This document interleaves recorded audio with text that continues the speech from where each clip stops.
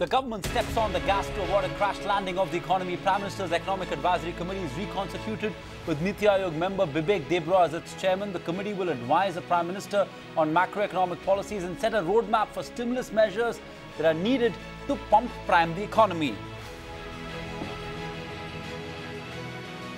It's a big push for the power sector. The government launches the Saubhagya scheme with an aim to light up the whole of India. Sets aside more than 16,300 crore rupees to share a bulk of the expenditure. Beneficiaries of free connections to be identified on the basis of 2011 census data. We at ET now ask, is economic decision making being done with 2019 in mind?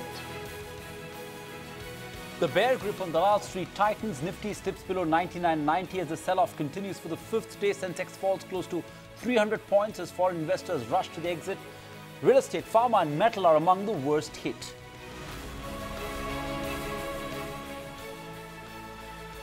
Bharatiya Janata Party President Amit Shah takes on Congress Vice President Rahul Gandhi over his dynasty remarks once again. Says dynasty succession may be part of the Congress culture, but BJP believes in politics of performance, while Rahul sharpens the attack against the Prime Minister as he hits the campaign trail in Gujarat, slams ill-conceived measures like the note ban and the GST.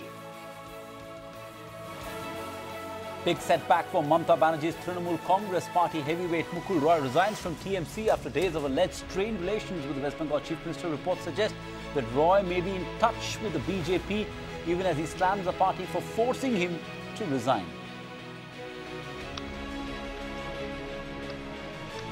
In what comes as a bold crackdown on Karti Chidambaram, Enforcement Directorate seizes assets worth 1.16 crore allegedly linked to him in the SL Maxis money laundering probe.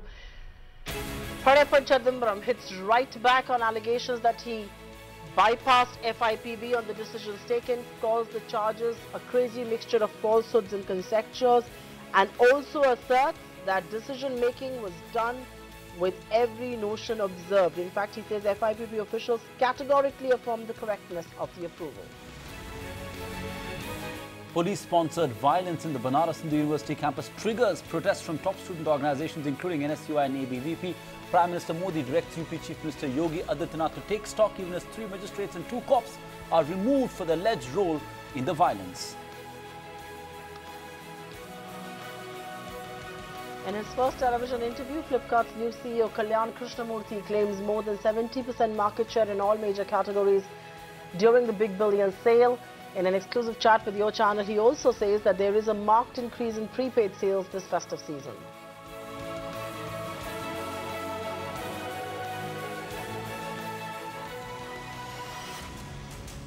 Those were the headlines at 9 p.m. on ET Now, and time now for the India development debate. The government is stepping on the gas to avoid a crash landing of the economy. Prime Minister Modi today reconstituted the Economic Advisory Committee, which had been rendered defunct after the BJP government took charge in the centre. The 5-member panel, to be headed by Niti Aayog member Bibek Debroy, will also have former Finance Secretary Ratan Watal and noted economists Surjit Bhalla, Rathin and Ashima Goyal as its members. In fact, the government is in a hurry to arrest a slowdown in the economy which is facing the aftershocks of the note ban and GST jitters.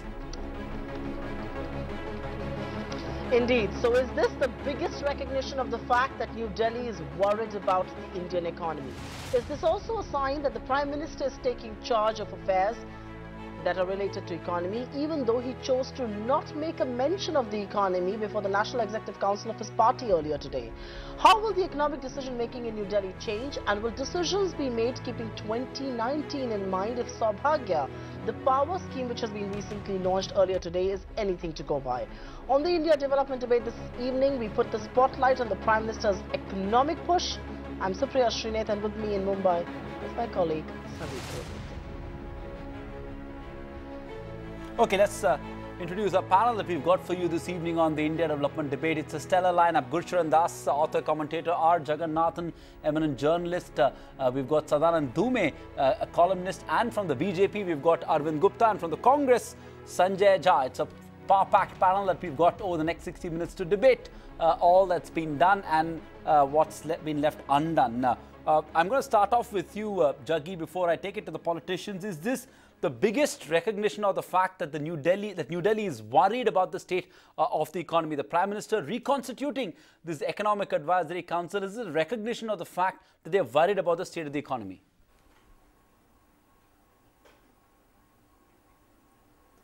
Yes, absolutely. While all decisions of any government have a political economic combined content, I think this is probably the government for 3 years actually the Prime Minister did not get to hear an independent set of views from economists who could tell him what, though all decisions are finally tinged with a level of political awareness about how they impact, but they need to hear the economists, and this was a good move, and I think I'm glad that they've finally done that, because some of the moves of the government have not been quite in tune with what economists would have suggested. You need to hear the economist's view before taking a political decision, and that I think this is a healthy recognition that you need to hear this voice before you take a big ticket or large announcements, whether it's for demonetization or the impact of GST or in future for any stimulus measures that you want to give. Now you will hear one view directly at the PMO, so that a decision that can be taken is taken after you have listened to sensible economic advice. Okay, sensible economic advice before you take the big political decision that you do, because I think Indian economy has paid a price for not taking that into cognizance. But Sadanand Dume, A, do you agree with the premise that Jaggi's laid out? And B, do you also believe this is a sign that the Prime Minister wants to take charge? Yes, the economy has slowed down. Jobs are not being created. We are down to levels of 5.7% growth. Investment is not happening. Is it also a sign that the Prime Minister wants to be in charge right now? I mean, Supriya, as they say, hope springs eternal, but I have to disagree with my, good friend Jaggi. The problem has never been a lack of competent advisors. You go back just a couple of years, you had probably one of the world's most distinguished central bankers in Raghuram Rajan. You had Arvind Panagaria at the Niti Aayog, who'd literally written the book on the Indian economy. You have Arvind Subramaniam, who's still there as the chief economic advisor. You have Bibek Debroy at Niti Aayog, who's been championing free market policies for a long time. The problem in this government has never been a paucity of advice. The problem has been on the side of, do you take that advice? Number one. Number two, are there other people whose advice you take which may not be quite as sensible? So as far as I'm concerned, this is a welcome move. There's nothing wrong with it. Many of the people on this panel are indeed people whose advice should be taken. But the fundamental issue in Indian politics remains, how much influence do these advisors have? Do they have influence only in a crisis? What kind of influence do they have running up to the 2019 election? And on that, I'm sorry to say, I am skeptical. You're skeptical, and you point out reasons why you're skeptical. Gurcharan Das, before we take it to the politicians, I want to get your view in. Do you agree with Jaggi saying that this is the right move and that the Prime Minister will now have more opinion to weigh in? Or like Sadanand pointed out, there was no dearth of high quality intellectual opinion as far as economic matters are concerned. It's what the government chooses to do with that opinion, like Sadanand pointed out. What's your view, Gurcharan Das? Well, I think Sadanand is correct. There have been some very good people available, and they have given sensible advice. Now, and the overall economy actually has been reasonably well managed. It's been fiscally prudent, but they have not yet done some of the major reforms that they should now be doing. You need the reform of labor, of land, of agricultural markets. They did a lot of good things, but they made two big mistakes. Demonetization was a mistake, and so is the loan waiver. Loan waiver actually may be a much bigger mistake than even demonetization. So these were political decisions. It's 2 years. I mean, we are talking about a stimulus package now, and I would just say that I'm actually not a Keynesian, but obviously demand needs to be accelerated, and there are ways to do it without contravening the Fiscal Prudence or the FRBM Act.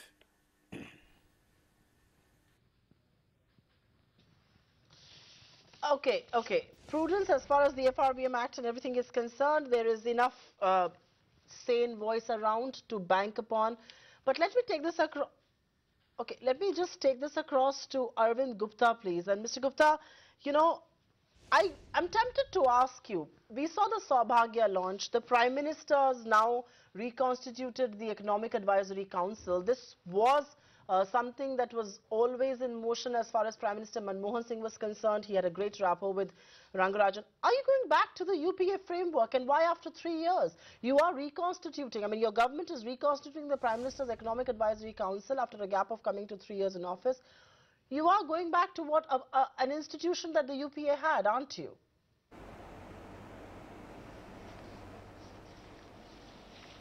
Well, I think this is just a economic advisory council. It's I don't know whether it means going back to the UPA. The way I look at it is very simple, is that there is a new normal in the country today after demonetization, after GST, and the Prime Minister wants to add.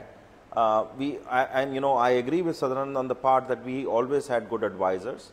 And while some of them are no longer available to the government, the Prime Minister wanted to strengthen his economic advisory team and listen directly to a set of experts in their own areas. So he has brought in this council and reactivated this council. So that's his prerogative, and he has a right to do that. And I think he's brought in experts who are from the Niti Aayog. Mr. Watal is a principal advisor at Niti Aayog, and Mr. Debroy is, of course, a member of the Niti Aayog. So that will also show a connect to what he's doing. What is happening at Niti Aayog is also something that he's connected to on a very constant basis. And I think it also brings about alignment of the government, Niti Aayog, PMO, all even so more in the times that we need this normalization. India is resetting its economic, and I think it's a welcome move. I do want to point out a few things that Mr. Watal headed the digital payments committee. So there is an angle, a new angle that I want to add, is that he's brought in people with a vast set of experience into this economic advisory committee, which will help him, of course, go forward and implement and also keep his feedback really one-to-one from the economists. I don't think anyone is going to dispute the pedigree of the panel, Mr. Gupta. I think what we're talking about is what does this signal? Sanjay Jha, comment on that. Are you happy that the government is indicating that it means business when it comes to the economy? The fact that it wants to add more, intellectual heft into economic decision making in this country, and so they've reconstituted the Economic Advisory Council. I know you're going to make the point saying that it was there, it shouldn't have been disbanded in the first place, but having disbanded it, they've now reconstituted it in all good intention. So would you welcome the fact that the government is giving the importance that the economy deserves right now?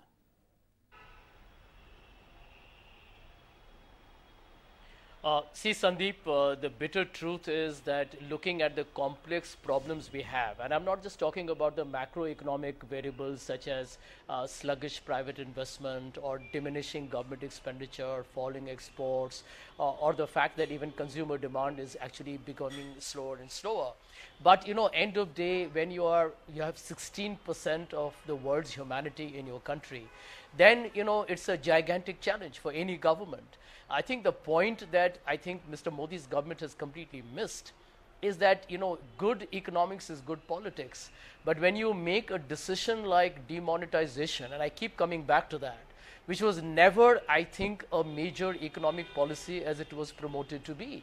I don't think the objective was to really get black money at all, because you look at the data behind it, it never supported that effort. What you did was you made that into a political objective, and the ramifications of that have been a structural damage to the economy. Anybody who knows the Indian economy well, and all the panelists have a brilliant credentials, they will tell you that the informal sector never gets factored into most of the data calculated by the government or even the private sector. So end of day, what has happened in India is that people thought that this would be a short-term aberration with some impact on the rural sector, but then we are an interlinked economy.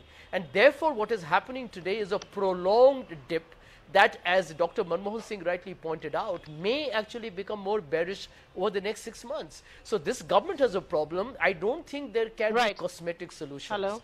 You know, as somebody rightly pointed out, if you want to increase public spending, are you going to compromise with your fiscal deficit? So there are challenges before the government. I don't want to score political brownie points here, but this government has allowed the economy to move from what should have been a buoyant economy. Look at the kind of tailwinds we have: low inflation, a relatively stable world economy, essentially stable foreign exchange, high foreign exchange reserves. There is no justification for India to be at the moment becoming a country which is likely to see a slower GDP growth, which is bad for jobs and bad for poverty alleviation. So I think we are in a tough bind, and I don't see any short-term miracles working out. Okay, Sanjay Jha, I get your point.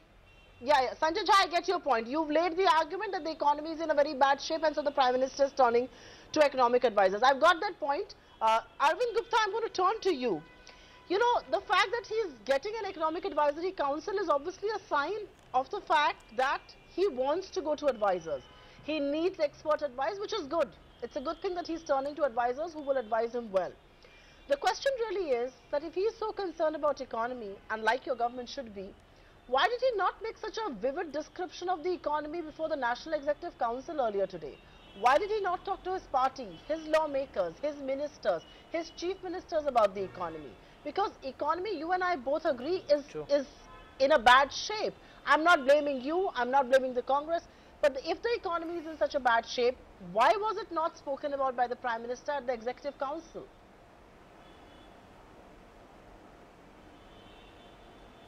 I will first of all disagree with what Mr. Sanjay Jha has put out.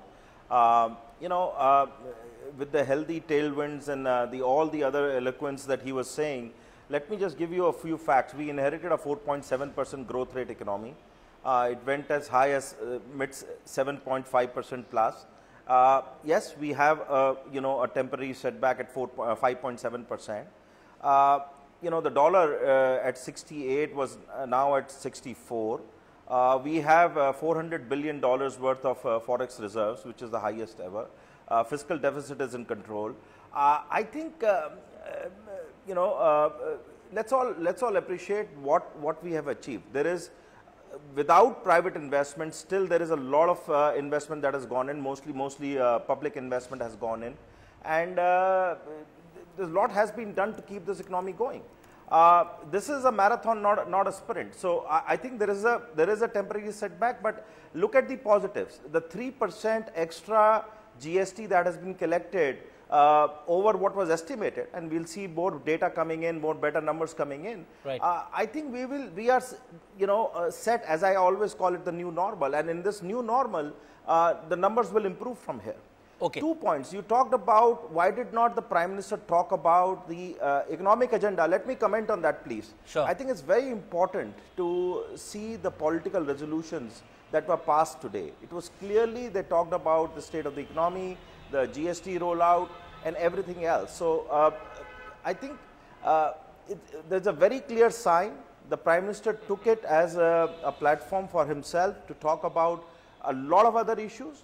But the party and everybody else has passed a resolution that talks about the economic situation, the political situation, the foreign affairs, everything else. So, okay. I would always like to say that both the Prime Minister and the party functionaries are very close to the ground, and I think this economic council that has been set up also reflects that he needs more advice to keep going, keep building on this momentum. Okay, Sanjay Jha, I know you want to come in. 30-second retort before I go back to my expert. 30 seconds, Sanjay Jha. You know, I have a lot of respect for Arvind, but Arvind needs to be a little honest and transparent with your viewers. They're not, I'm sure they're very intelligent. He quotes that he took 4.7% from the UPA without telling the viewers that on your new GDP, on which you're claiming to be a high growth economy, at least you were for some time, you inherited 6.9% from the UPA. So, Arvind, don't be clever by half, for heaven's sake. This is a world of fact checks. This is a world of transparency, and fake news doesn't work. So, you inherited 6.9% from UPA in May of 2014. You're down to 5.7%. India has regressed in economic growth, and until you keep living in denial denial, I think end of the day the numbers are going to come to haunt you. There are no jobs and you have no answers. Rural distress is rising, you have no answers. Private investment is sluggish despite interest rebates that have come through or interest rate reductions, you have no answers. Exports are falling despite a stable world economy, you have no answers. For God's sake, don't spin it on the GDP, we have had enough of that. From this sort of BJP Congress face-off and take it to our panelists. Sadanand Dubey, the point that Supriya was asking earlier to Arvind Gupta, which is, I know the political resolution, like Arvind Gupta pointed out, made a mention of the economy, but, we don't know what the Prime Minister said or didn't say. It was the Finance Minister who spoke about all the things that the Prime Minister addressed. And, there were remarks about the fact that the Congress has reduced the language of the discourse and whatnot, but there was no reference to the economy. How are we to read that? Is it because the Prime Minister feels that when he's addressing his lawmakers, probably economy is not what he should focus on? He should focus on what they're going to do to change the narrative and win 2019 elections. And on the other hand, as far as policy making is concerned, he's trying to do what he needs to do, which is fix a council, take steps on a stimulus package. Or do you think he should have been more emphatic in addressing the lawmakers and taking stock of the pain points in the economy and doing what the government needs to do to fix them? No, I don't really sort of, blame him for discussing or not discussing what he wants with his party, right? That's a sort of political thing. The government should be judged on its policies. And I think one of the problems that emerges, to just come back to the exchange between Sanjay Jha and Arvind Gupta, this is a broader problem in Indian politics, which is both the BJP and the Congress are obsessed with this idea of black money. And I think we have to, if we're honest, acknowledge that this government's unhealthy obsession with black money, prodded by the opposition, has ended up absolutely, murdering whatever animal spirits there were. And you have a sort of, this has serious consequences. We're not able to have a reasonable conversation about this in Indian politics. Jaggi has written about this. A few other people have also touched upon it. And I think that is a piece of this puzzle, which is really problematic, because you do have slowing GDP growth. You don't have jobs being created. You have a very young cohort entering the job market. And I don't see either party equipped to answer these questions. Fair point indeed. Either party, both the Congress and the BJP being put on the mat by our experts also, they're pointing out that none of them are talking about what needs to be talked about. Why this unnecessary obsession with cracking down on black money? Jaggi, want you to come in there, because I know you've written and you're a strong votary of, crack down on black money. That's all right. You should clean up the economy. I don't think anybody on the panel would dispute the fact that there should be more transparency in public discourse and public systems and all of that. But what about things like slow growth? What about things like no jobs? Shouldn't that take precedence? Why should the Congress and the BJP both be doing chest thumping about crackdown on black money?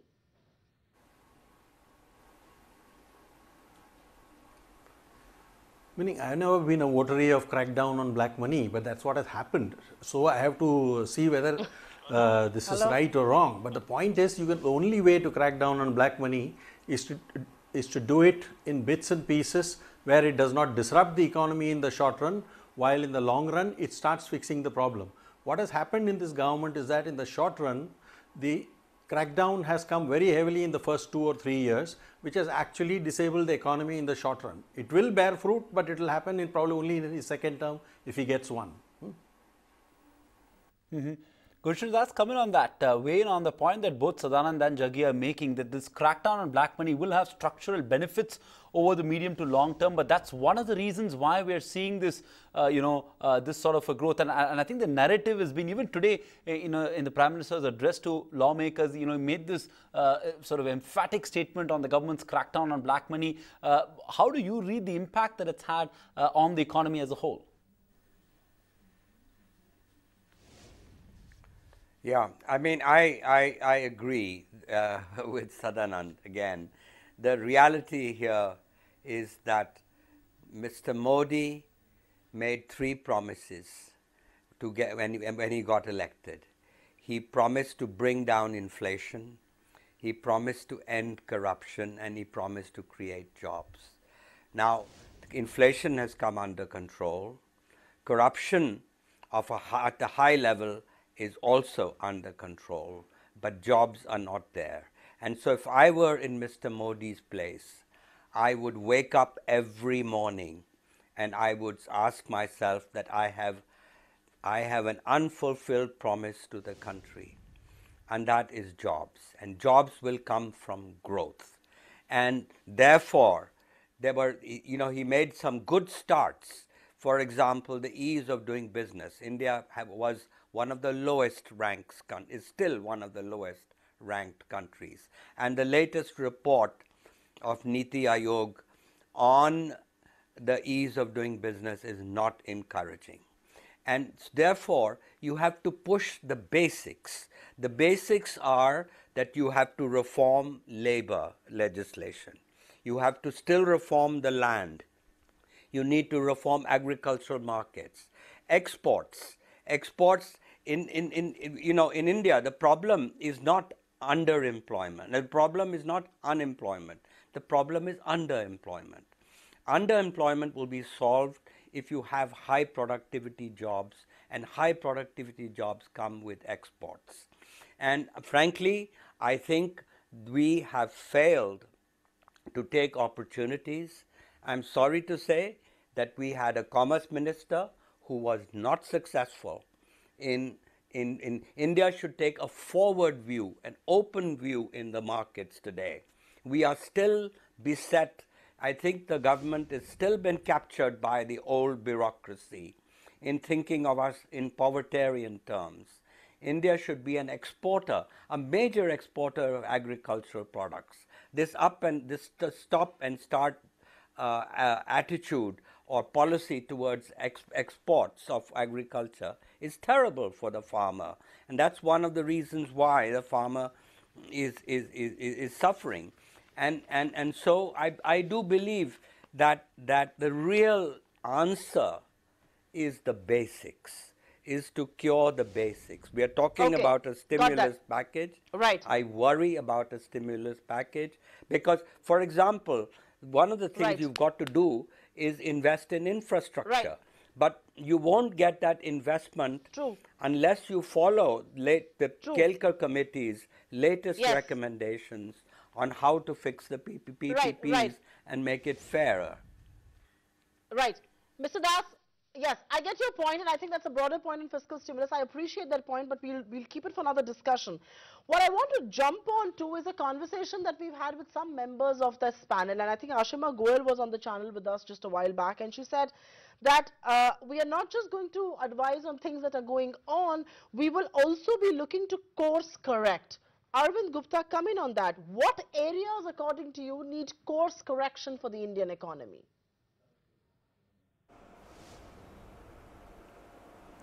Yeah, I think Dr. Goyal has spoken on it, and I welcome that. There is, this is not, I mean, I'm sure my co-panelists will agree that there's a lot of course correction that is required, and that is a welcome thing. I mean, you have to respond to the needs of the economy as it progresses. I think there is no denying the fact that we need to create a lot more jobs. Jobs are critical, and I think that's something that I believe she is referring to. And what all things we need to do to ensure better jobs, as Mr. Das is talking about underemployment, I totally agree with that. It's shameful to see a lot of engineers working in areas that they should not be working in. So, I mean, and that is across the board. So, I think it's there is a definitive need to relook at how do we create meaningful jobs, whether that's the tourism sector, services sector, logistics sector. You know, Prime Minister has talked briefly about all of them in his Man Ki Baat, and he has been constantly talking about the same. So, I think there is a relook required, and which are the sectors where India can fast and produce jobs which are meaningful and can provide gainful employment. So, I would like to see that as one of the big steps from from this Economic Advisory Council. Mandate is to look at structural reforms as well, and we at ET now, can't stress enough on the need for structural reforms to put the economy back on the high growth path. But Sanjay, I'm going to come to you before I throw it back to the experts on the panel on structural reforms. Fundamentally that also means there are structural reforms that even the UPA could not undertake for whatever reason. I don't want to make it a political blame game, but is there a realization now, like Arvind Gupta also said, that we need to reassess and look at policies that the government needs to move at more pro-market reforms, look at reforms that sort of structural reforms that are more pro-market, that will, you know, bring in more investment, that will bring in the private sector participation in a big way, that will create jobs, because the government is not going to create jobs. It's the private sector that has to create jobs, which will mean you need to relook probably at labor reforms, you need to relook at land reforms that were, that have been put in abeyance because of Rahul Gandhi's "Soot Boot ki Sarkar" remark. So do you agree now that the time has come to set aside political differences and look at structural reforms in a more holistic manner?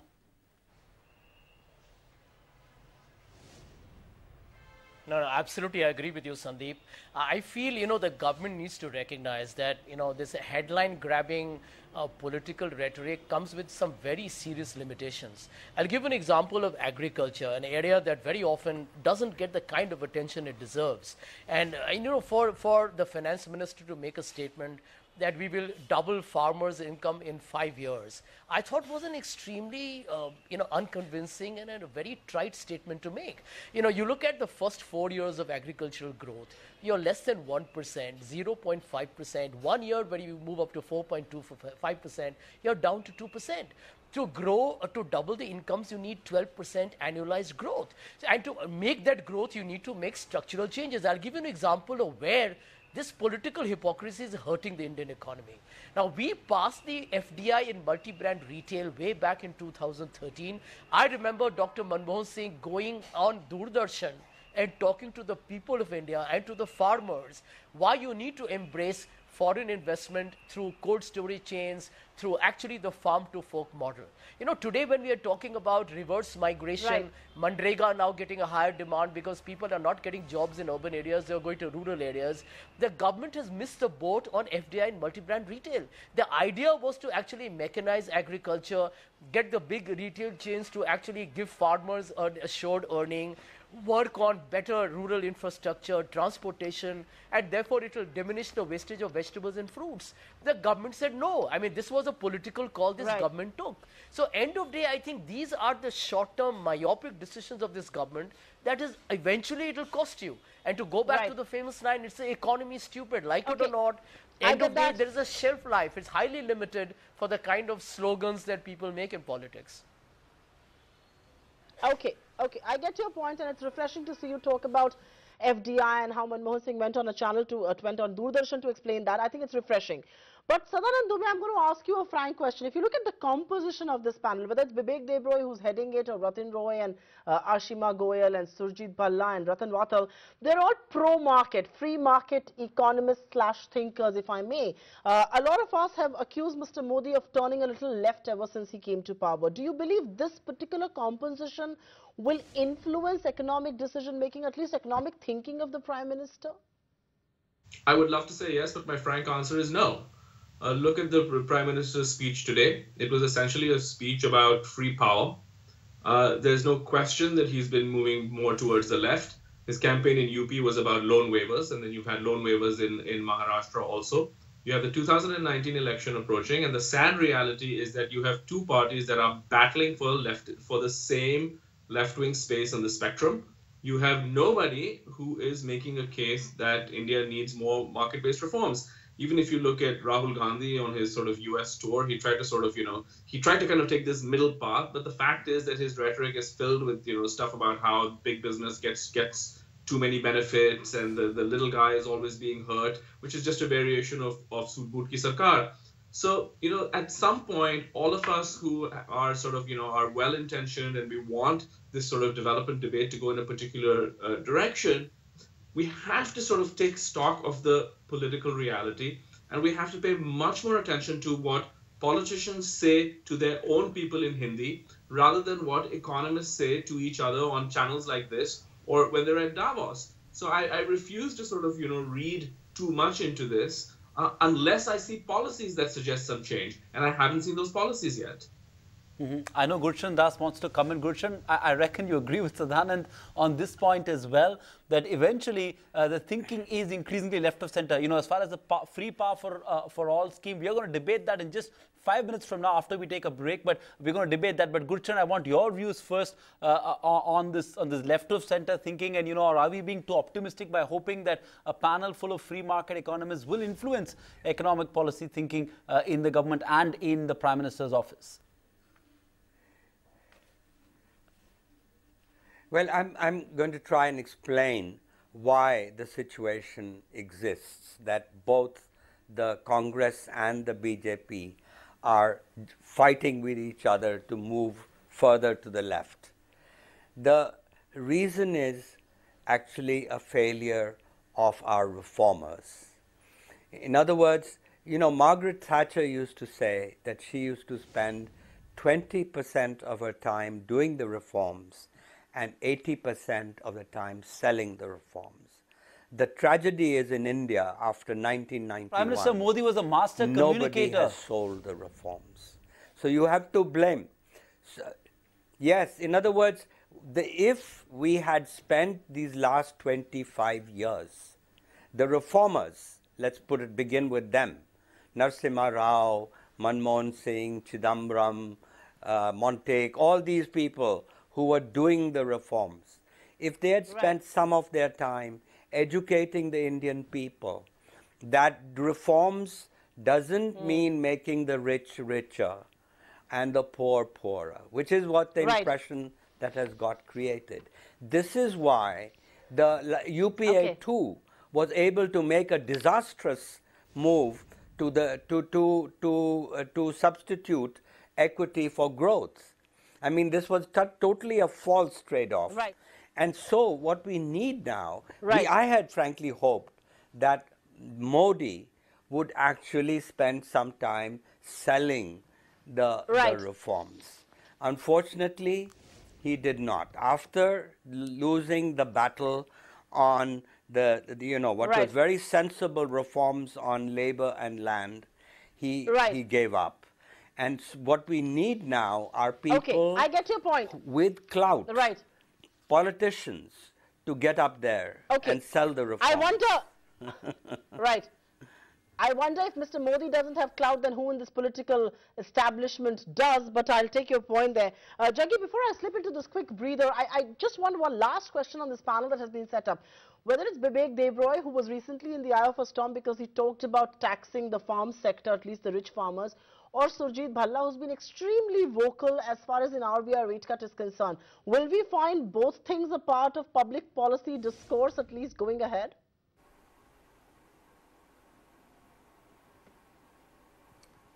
Look, I think the purpose of setting up the Economic Advisory Council is not so much because Mr. Modi lacked economic advice, but because he wanted somebody who also understands his politics, and he wants somebody he can trust, whom he can listen to for advice. The issue is never about the availability of advice, but the availability of people who can trust when you give those advice. I think that is what this EAC is going to fulfill. And as far as the policies are concerned, I am sure this government has been calling for lower interest rates, and that is bound to happen sooner or later if the Reserve Bank wakes up and sees the reality as it exists and not what the financial markets exists. What the financial markets may want high interest rates, but the financial market is not the real Indian economy. It is the real Indian economy which we are talking about, the informal economy. Those need much lower rates. Sadanand, you were making this point earlier, but I want now you to sort of weigh in on this. Would you read this as a populist move and nothing else? How else can you read this? I mean, this is Indira Gandhi with a beard. I mean, let's get real, guys. There is no other way to read this, and we have to acknowledge that this is basically the opening bell for the 2019 campaign. Mr. Modi has very, very clearly signaled that he is going to try and win this campaign. He's going to win this election on the basis of a sort of image makeover as Garibon ka Neta. And this is part of it. And I would not be surprised if we see other similar sort of signals in the run-up to 2019. Okay, Arvind Gupta, it's time you come and defend that. Mr. Modi is nothing but Indira Gandhi with a beard. He's going to emerge himself as Garibon ka Neta. He's going to do all it takes because according to Sadanand Dume, this is the opening bell for the 2019 campaign. First it was the farm loan waiver in Uttar Pradesh, and now comes free electricity for all. I'm still to figure out how different is this government from the previous. I'm being frank here, but defend yourself first. Yeah, see, I think with all due respect to Sadanand, I think this is the PM explained it, and he, if you heard the full speech, it's a logical extension of what has been done to the power sector. The DISCOMs were in a distress, so they all signed up for the Uday program. The DISCOMs have saved a lot of money, better recovery has happened. The better utilization of existing energy through better transmission, better electricity usage through distribution of LEDs. The Deen Dayal Gramin Vidyut scheme to make sure the electricity reaches the villages, and of course the IPDS scheme for all the cities. So all is being done to make sure that the generation, transmission, and then the distribution has been strengthened. Now, the definition, the PM could have been happy and satisfied that all the villages, 14,000 plus villages have been electrified, only a few remain. But he has gone a step ahead and made sure that the poor, the poorest of the poor, people who have been denied electricity for so long, are going to be given electricity connection. And 5 LEDs and a fan and a electricity plug. So really make that electricity work in their households, and along with that, then he's also launched announced a challenge, or if you may call it, to make sure the electricity becomes a lot more useful and used better in terms of all the power saving schemes that can go around it. So I think it would be wrong to say this is very good, this is with the aim of 2019 in mind. I think this is an extension, it's a holistic program that has tied now all the electricity reforms together, and this was a logical conclusion of what he started with the village electrification and the Uday schemes, which revived the DISCOM. So I think, but definitely, we have to agree that it has a great benefit for the poor, and I think the execution of the scheme is very, very massive, and one has to credit the Prime Minister for having this thinking. Okay. I do want Jaggi to come in on the Uday scheme and what it has done to the economy and to the fiscal situation of state governments. But before that, Sanjay Jha, surely you started it all. I can't imagine you having a counter to it. It was the UPA government that championed policies like this year after year, and what the BJP and the NDA is doing is trying to sort of take it forward, sugarcoating it, sort of giving it a nice marketing cover, which one expects from this government, and selling it to the masses in a better way than probably your government and your leaders did.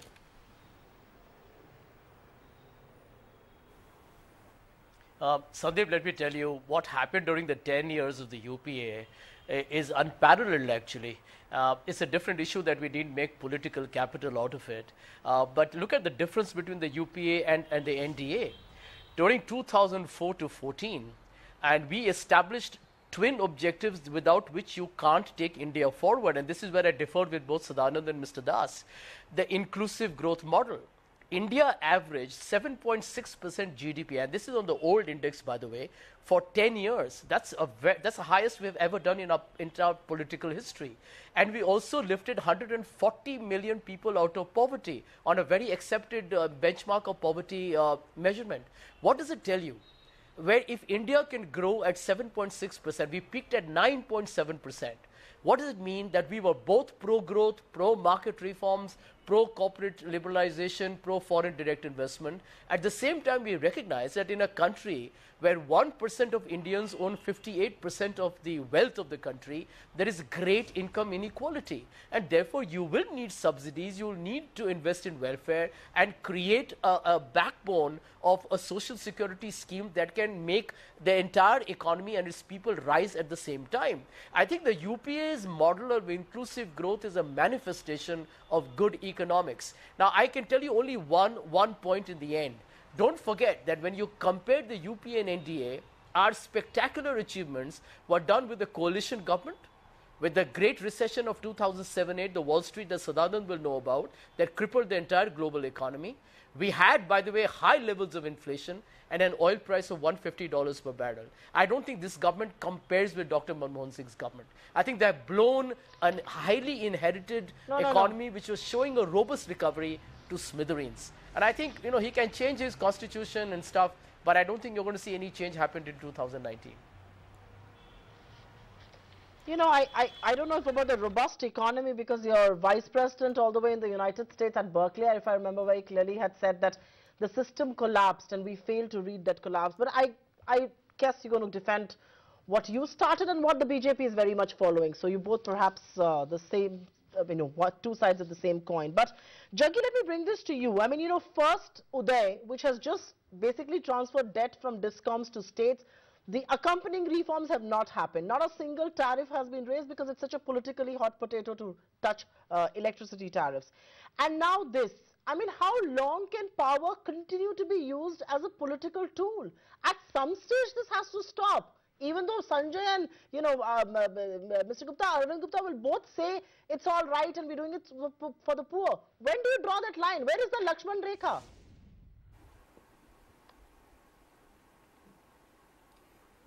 I think Mr. Modi is fervently hoping that his Gujarat model of power will work, where you have one line that is subsidized and the other line that makes power available 24/7, where people will pay an economic cost for the power. Now, this will take a long time to execute, but in the meanwhile, he still has to win 2019. So, nobody can dispute the fact that the Uday scheme is only meant to take you over the hump for the next 2 or 3 years, so that discoms can start being a little more viable. But long-term fundamental reforms where the cost of electricity is substantially covered by the price you recover from a mix of customers, including subsidized customers and higher paying customers, that reform has not yet happened. It is happening in fits and starts, it's happening in some states, but it is not happening on a national scale. We have to accept that reality. And sooner or later, I think probably the Gujarat model works, but not every state is following it yet, and it will take some time to implement it. Gulshan Das, quickly closing comments now. Can the economy bear the cost of this scheme, of this Saubhagya scheme, yet another pro-poor scheme? And, you know, Arvind Gupta says it's not been done keeping 2019 in mind, but, you know, it's no rocket science. You don't need to be a, you know, intellectual expert to say that it's been done keeping clearly 2019 in mind. Well, you know, Jaggi has a point. If he had mentioned the Saubhagya scheme in the context of reforming the distribution of power, it would have made sense. But I frankly am very disappointed, because everybody knows that today, for the first time in India's history, we have excess power. Right. We're selling power to Nepal, to Pakistan, to Bhutan, to Bangladesh. Today, the problem that people of India do not get power is the wretched state of the state electricity boards. And what we had expected, what I had expected from Mr. Modi, was to take the bull by the horns with the kind of majority that he had. Congress never had the guts to do it. And I hoped that he would at least say, okay, let's take a few states like the BJP states, BJP-run states, and let us really reform the distribution of power. It's been done. I mean, look at Delhi. Delhi is not perfect example, but Delhi's power has improved enormously as a result of the privatization of power. What you need is a competition of distribution, and a number of countries have done it. London has done it a few years ago, and this is a proven model of reform. And this is what is so disappointing, that here's a country which has excess power but cannot give, but gives only 4 hours of power in many places to its people. Fair point. Okay, fair point indeed. 25th of September 2017 is economic decision making from here on going to happen with 2019 in mind? It's a very simple question. I expect an answer of 20 seconds. Sadanand Dhume. Well, I'll give you an answer in less than 20 seconds. Yes. I hope to hear, in fact, no from Arvind Gupta, but I'm guessing that's to no avail. Gentlemen, I'm going to leave it at that. Thank you so much for joining in. Really appreciate the quality of points that you brought to the table this evening on the India development debate, and I hope people in Mr. Gupta's party are watching and taking note of what our panelists have made. And these are sort of independent experts. You know, Sadanand has written extensively supporting Prime Minister Modi back in 2014. So therefore, these are independent experts making their point of view. Hopefully, people will take note of all that we are talking about. Thank you so much, Jaggi, Gurcharan Das, Sadanand Dhume, Arvind Gupta and Sanjay Jha for joining us on the India Development Debate this Monday evening. Now, by setting up the Prime Minister's Economic Advisory Council, the government has delivered a strong message that when the Indian economy is in troubled waters, the Prime Minister is in charge, and also that he's going to turn to the best economic minds, and that's definitely something that's encouraging. Indeed, but the question, can the Economic Advisory Council trump Mr. Modi's politics over sound economics? We certainly hope so. What we also strongly advise here at ET Now is against any decision making which must not be influenced by 2019 elections. But will we live to see another day when we will be proven wrong? Thanks very much for being with us on this edition of the India Development Debate. Up next is Top 10 at 10.